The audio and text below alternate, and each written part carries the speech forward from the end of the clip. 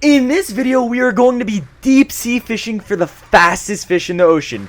You will not believe the fish we caught, so without further ado, let's get right into this video. So we get to our spot and we toss out a live pilchard, and next thing you know, we see something swim up and attack our bait. I grab my pole and start fighting this fish, and this sailfish just went nuts. Sailfish! Whoa! Yeah! These fish can swim up to 68 miles per hour, so it doesn't matter how many sailfish you have caught. When you hook up to one of these fish, you're always in for an awesome battle. I start battling this fish, and these fish are so much fun to battle. As you guys will see, these fish pull line like crazy and always put on an awesome show. So we now picked up our other lines and chased down this fish. So we now got this fish right in front of the boat. And you guys will also notice here, it's amazing that we're only 1 mile off the beach. Down here in South Florida, this is what makes the fishing so awesome. You really don't have to go that far offshore to catch a trophy fish. We are now 10 minutes into this battle, and this fish was still nowhere near the boat. And here's a quick tip if you guys want to try to go out there and catch a sailfish yourself. I highly recommend bridling your baits. A bridle like this presents your bait better, and this is just a better tactic to increase your bites when you're using live bait and to increase your hookup ratio. As mentioned in the beginning of this video, these fish are the fastest fish in the ocean. There's no fish faster than the sailfish.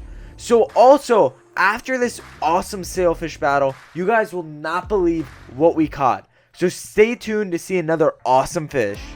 So as you guys will see here, this sailfish put on such a show right near the boat. And landing these fish is another challenge when you're catching these sailfish. Sadly, after multiple jumps near the boat, this fish broke off.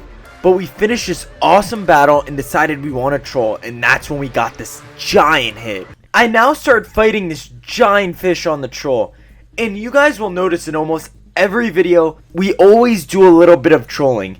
And on some days, what makes trolling so special is you do not have to put in a lot of time to catch an awesome prized fish.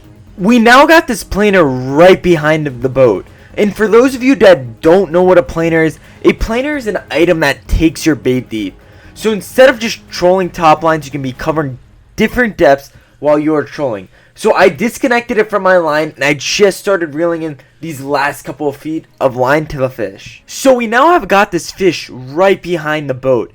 And if you guys can drop us a like on this video, it would mean so much to the family and I. Also, after we land this awesome fish, we caught the best eating fish right after it. So my dad grabbed the gaff here, and he was able to just get a nice gaff shot to put this kingfish right in the boat. After we landed this nice sized kingfish, the action did not end. We decided to put our trolling lines back in the water, and that's when we caught the best eating fish. So after getting another bite on our sea witch here, my dad started fighting this fish. And for those of you that are curious to know what trolling lures we are using this pink and white sea witch. This is the lure that we attach to our planer so that the bait can swim in those deeper depths. So my dad switched off with me so I can finish this battle. And honestly, down here in South Florida, these fish are by far my favorite fish to eat.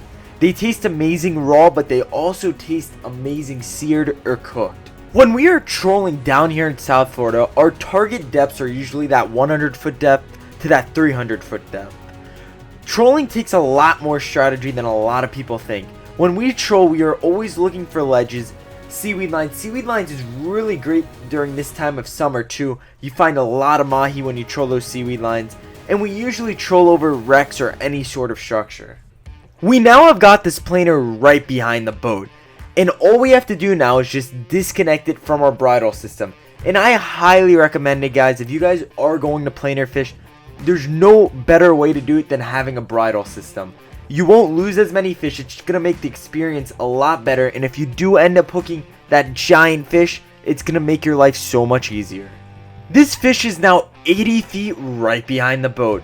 And usually if you're going to lose a fish on the planer, it's going to be right here. So what I would recommend doing is we usually slow our boat down just a tad bit so we don't pull the hook out of this fish's mouth. Once we slow it down, we just reel as fast as we can to keep somewhat of a little tension on it so we could successfully land this fish. We now saw that this fish was a tuna, and down here in South Florida, these blackfin tuna are always a great treat to catch. So we definitely did not want to lose this fish. So we got this fish now right behind the boat, and we don't normally like to gaff a fish if we don't have to because you lose a lot of meat. So we were successfully able to just bail this fish over and get this beautiful blackfin tuna. We hope you guys enjoyed this video, and we will see you guys in the next Barjacks family video.